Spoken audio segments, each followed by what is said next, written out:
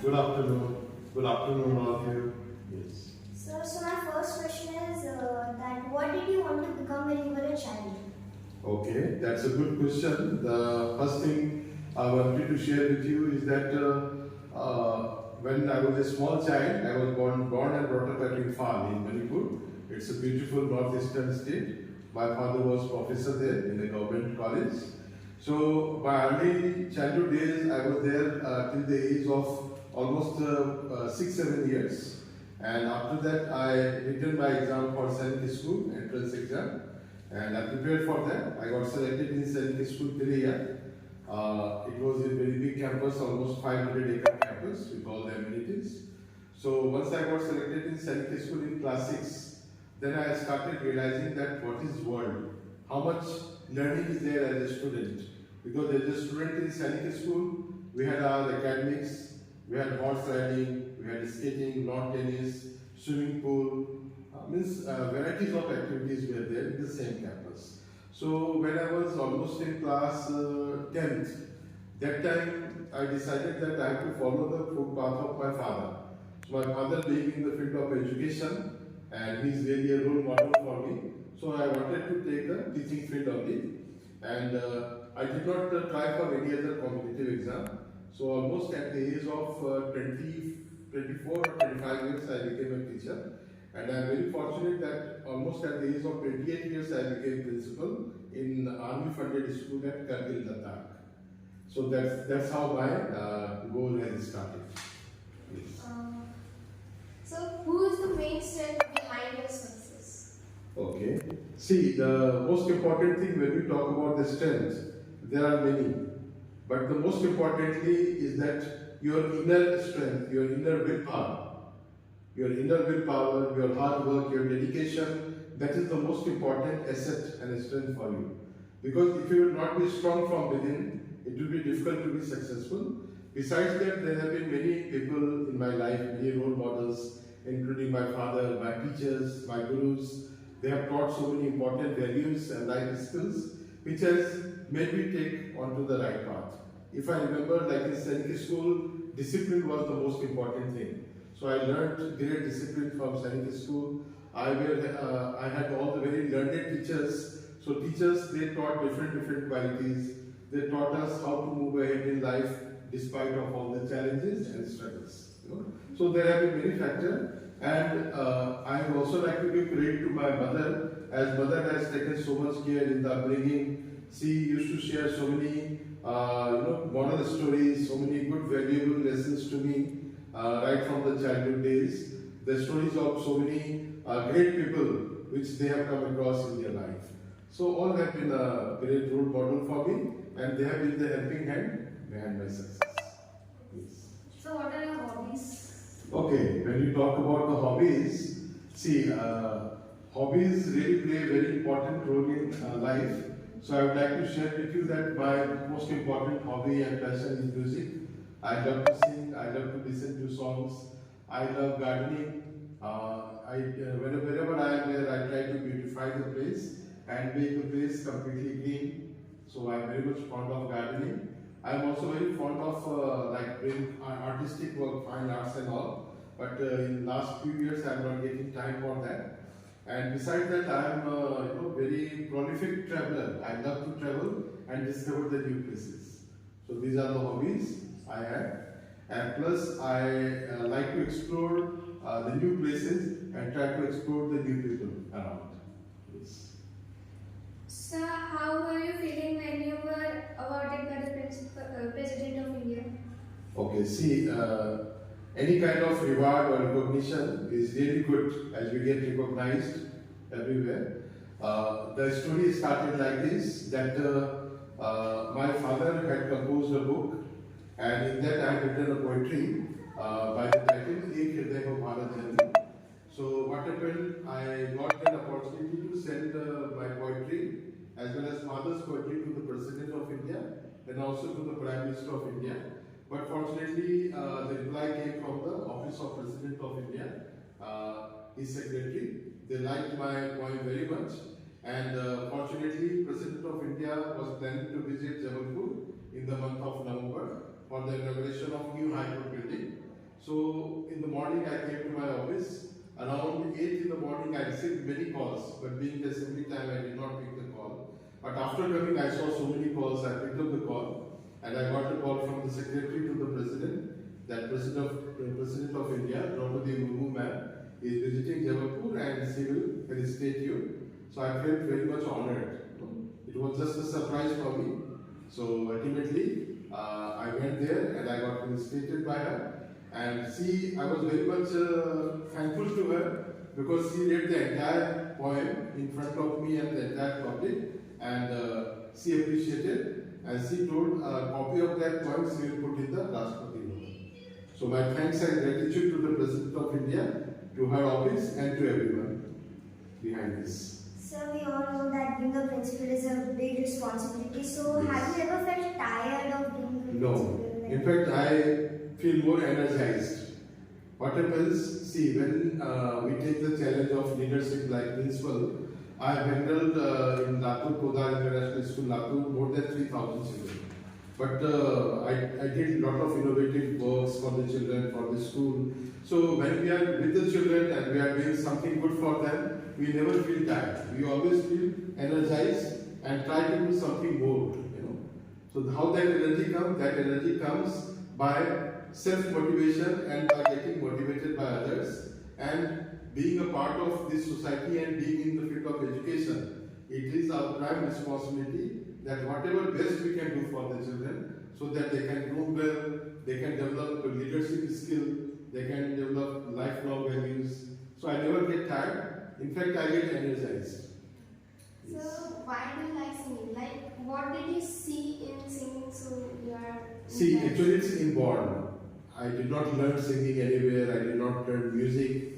But if I start, my maternal grandfather, my Nanaji, he was fond of music. My mother is a very good singer, she is fond of music. So right from the birth, I developed that talent from my parents. And right from my childhood days, I used to sing. So during my school days also, I used to perform on the stage. So whatever it is, in fact, the inborn talent.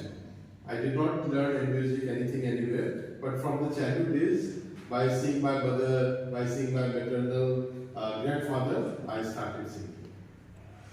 Yes. So, how did you perform in your boards?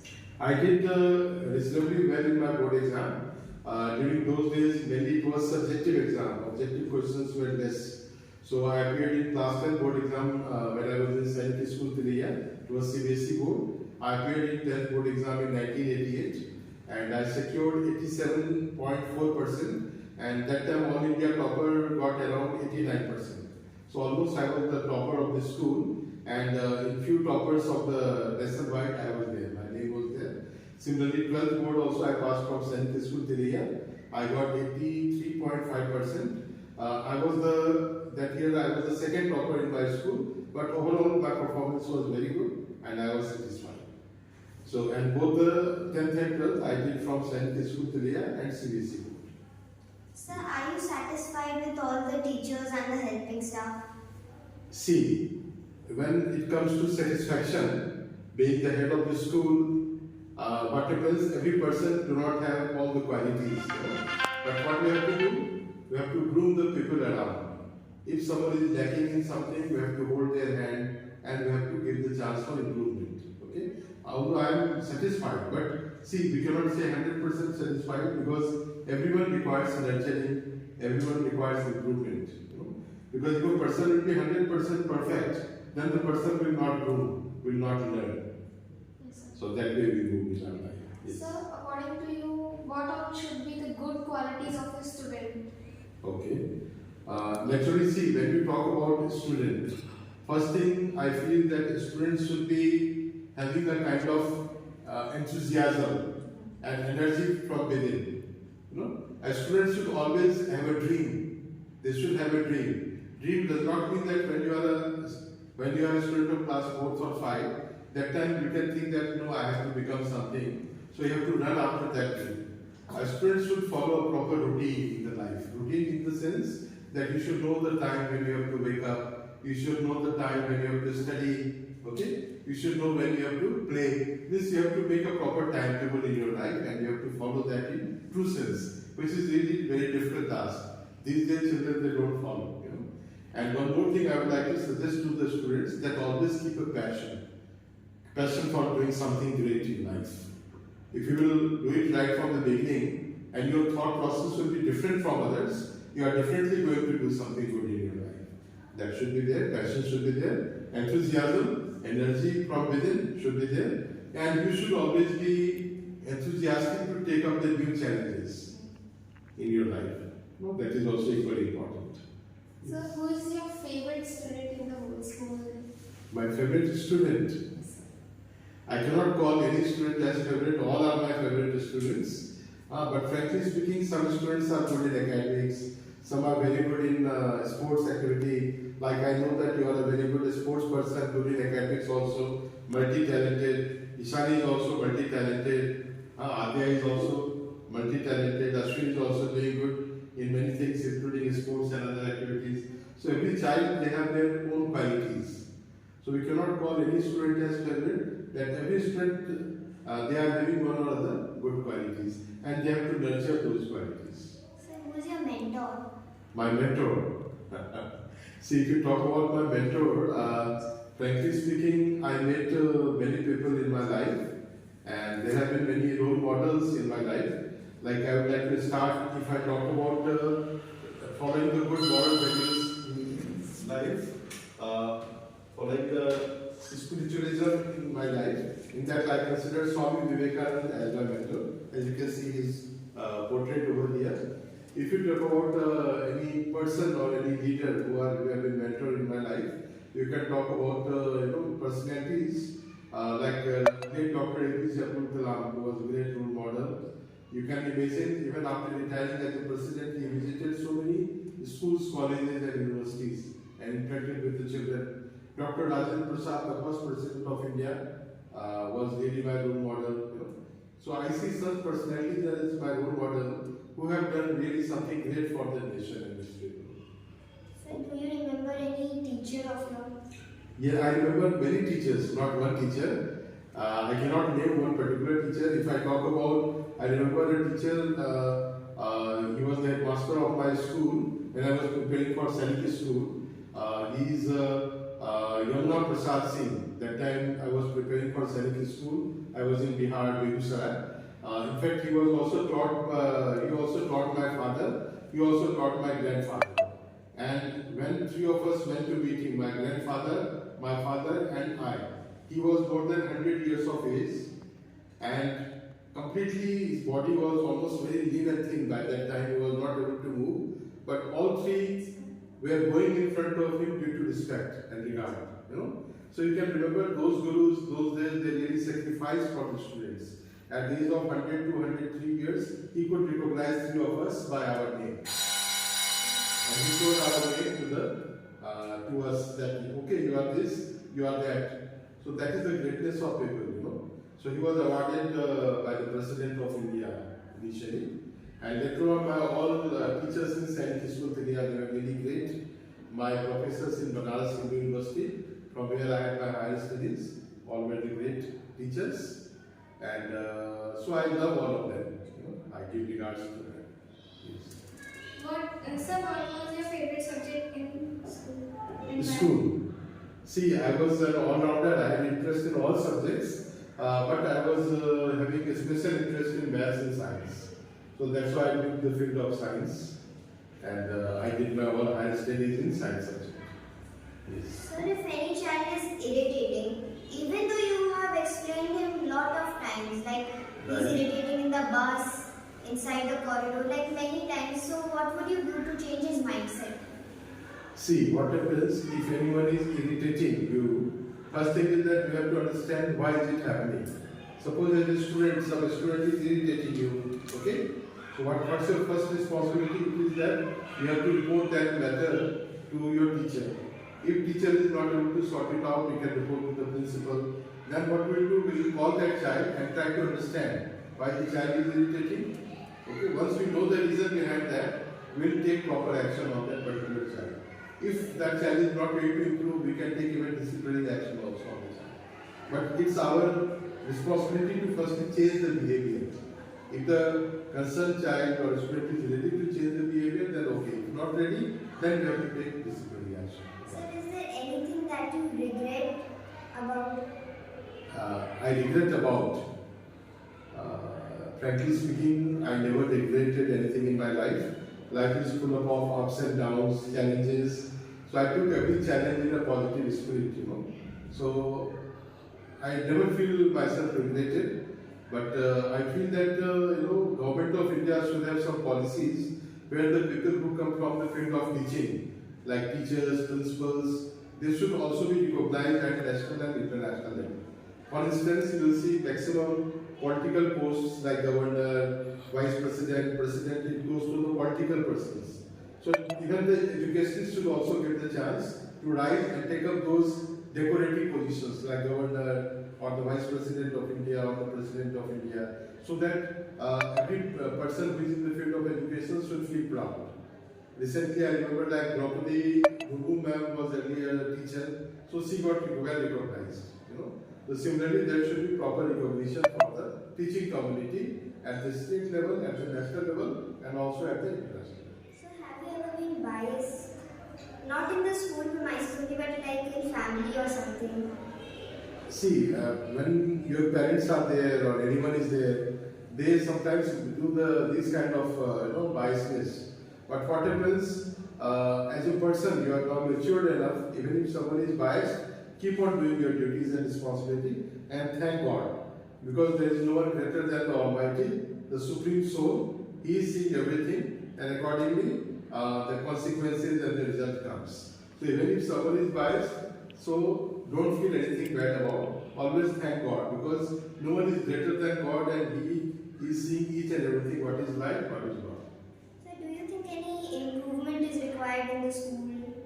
Yeah, a lot of improvement required. When you talk about improvement, because initially when we have started a particular setup, Podar International School, slowly what will happen once the children will grow up, the infrastructure will develop, there will be more playground, more facilities, and what will happen, we will have more senior teachers, groom teachers.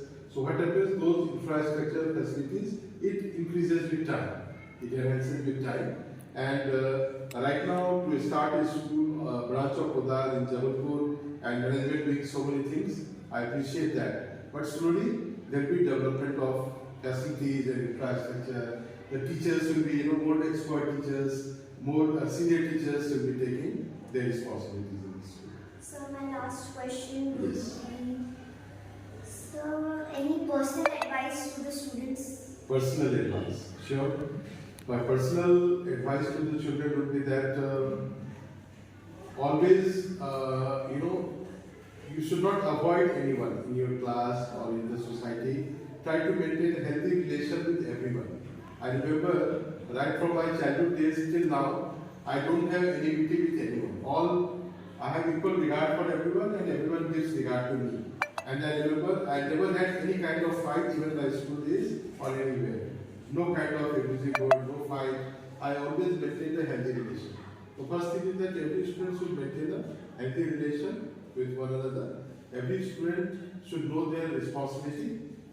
The students should always give regards to their teachers and parents. Many times they grow up, they forget their teachers, they forget their parents. So my important advice would be that always be thankful to your parents. Whatever they have done for your well-being. So always be thankful, be respectful to everyone. So, what you will do in a situation like when you are giving a speech and no student is listening to you, everyone is busy in talking about.